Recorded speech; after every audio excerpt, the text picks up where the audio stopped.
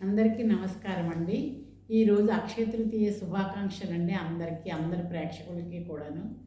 లక్ష్మీం క్షీర సముద్ర రాజతనయాం శ్రీరంగధామేశ్వరీం దాసీభూత సమస్త దేవవనితాం లోకైక దీపాంకురాం శ్రీమన్మంద కటాక్షలబ్ధ విభవత్ బ్రహ్మేంద్ర గంగాధరాం త్వాం త్రైలోక్య కుటుంబినీం సరసిజాం వందే ముకుంద ప్రియాం.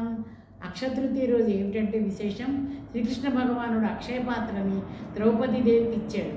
అంటే నేను ఎప్పటికీ కూడా అయిపోవడం అన్నది ఉండకుండా అలా అభివృద్ధి చెందుతుందని దాని అభిప్రాయం. అలాగే పరశురాముడు ఉద్భవించి పుట్టినరోజు అండి. అలాగే అన్నపూర్ణాదేవి ఈ అక్షయ తృతీయ రోజు నుంచే ఆవిడ అందరికీ వడ్డించడం ప్రారంభించింది. అలా అవిశ్రాంతంగా ఎప్పటికీ ఆవిడ వడ్డిస్తూనే ఉంటుంది.